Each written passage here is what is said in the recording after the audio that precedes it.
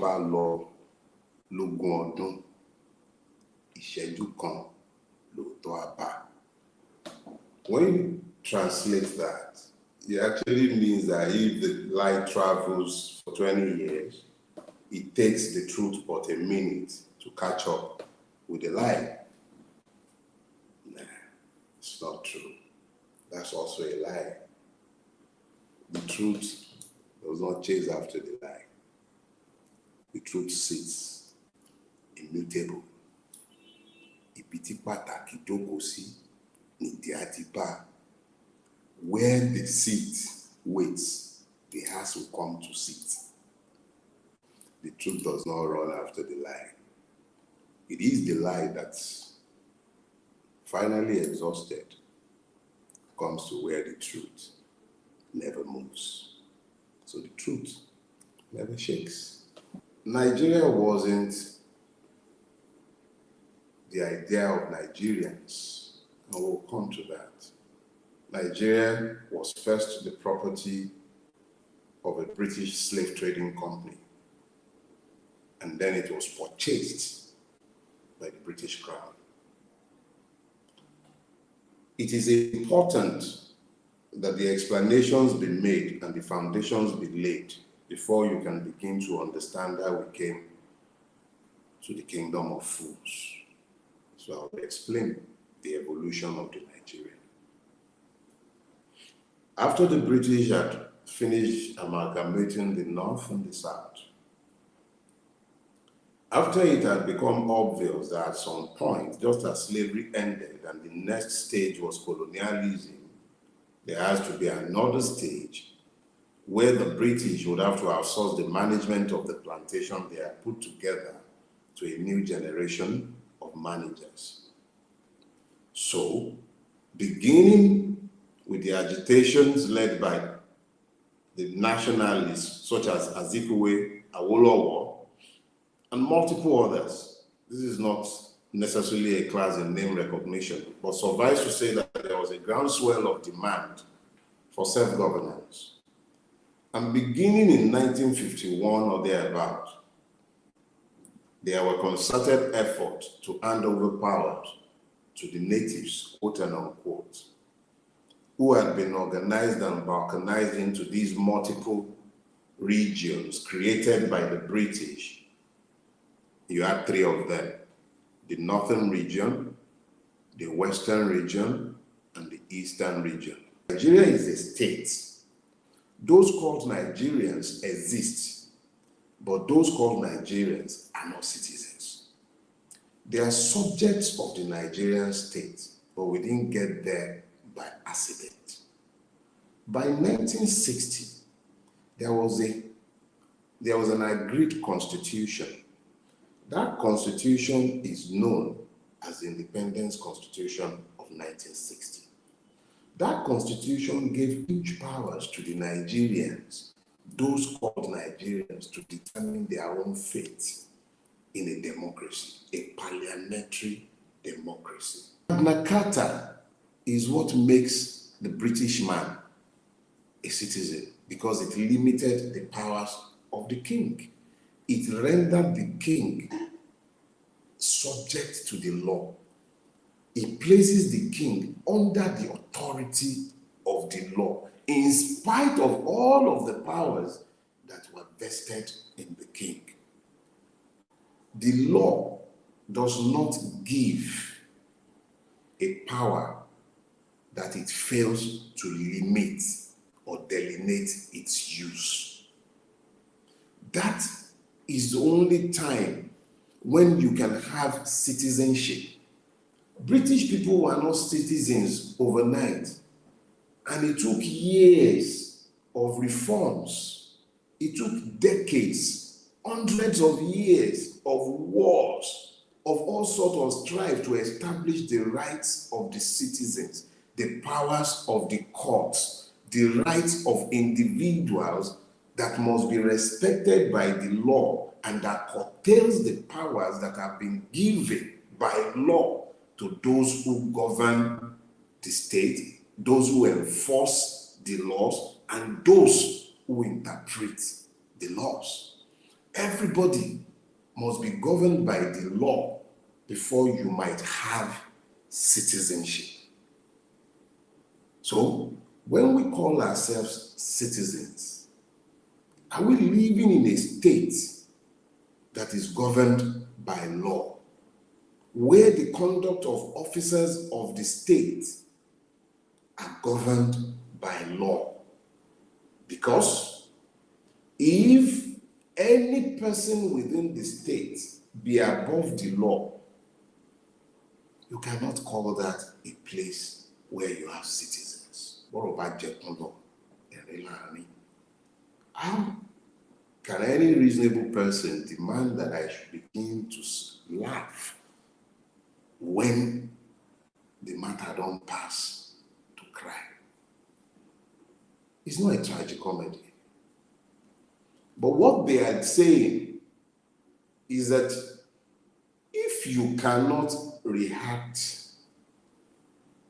normally because the matter is beyond shocking, that you should at least try your best. Do something, even if it's mad, even if it's insane. Do something. Laugh. Let people see you laughing so that they will know you've become mad. You are not happy with what you are saying. Do something. That's what that means. Do something. Effing do something. Don't just sit down and be looking like fools. It showed me a metaphor for Nigeria. A man gifted a lion cub.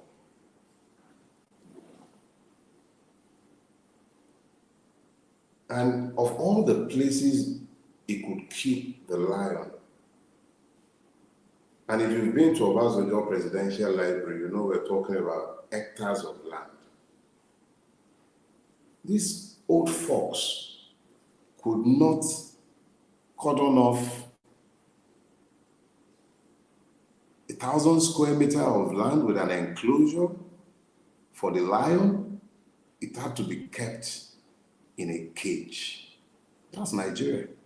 Those who have governed Nigeria are limited in their capacity to envision the future, and they have ended up building a kingdom of fools.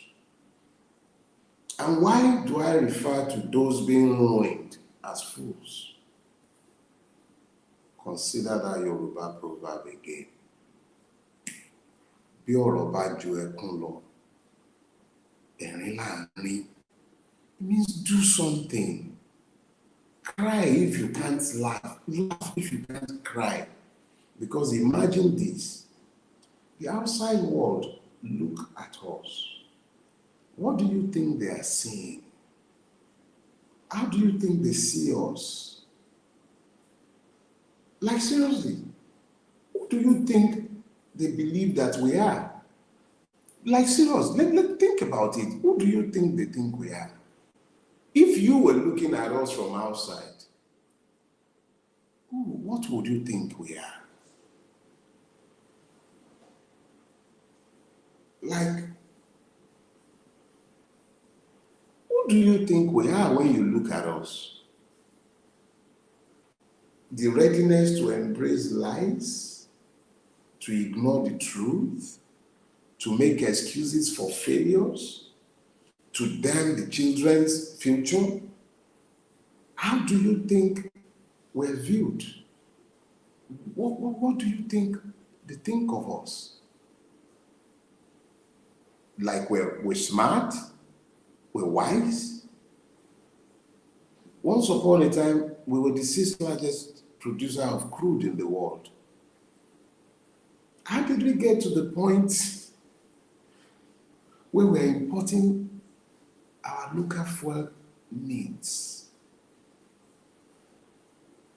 How do you think the world sees us? Oh, our president, quote and unquote? How do you think the world sees us? Like Adisirika and his Air Nigeria, Ethiopians are like, how do you think they see us? How? Giant of Africa or the kingdom of fools? How do you think they see us? My generation went to public schools. The public schools are non-existent now. How did we get here? How did we become so tolerant of evil?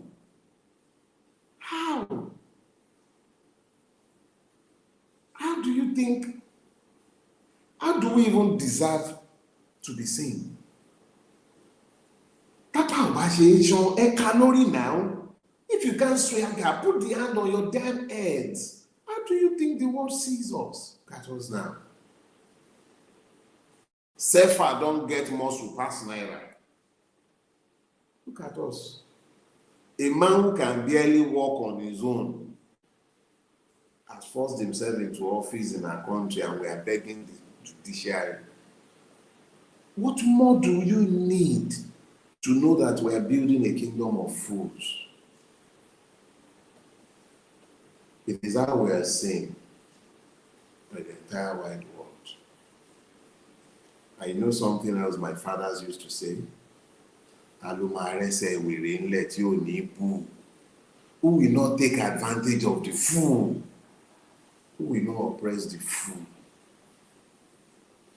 The singular solution to Nigerian ills is a return to our foundations.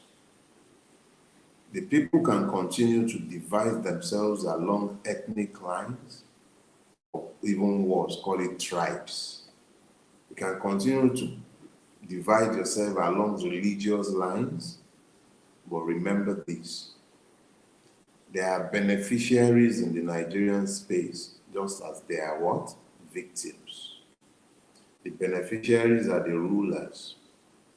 They are enshrined, ensured, assured, preserved because of your idiocies. The more you continue to divide yourselves, the more they unite to keep you in bondage. It's either you want to be free or you want to remain as you are. The path to salvation lies in uniting. Uniting is not a one Nigeria that is choking everybody. Uniting is a Nigeria that allows each unit, federating unit, as was envisaged, the capacity to develop at its own pace.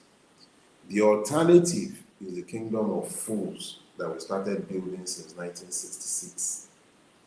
That kingdom of fools was battered in the blood of the civil wars.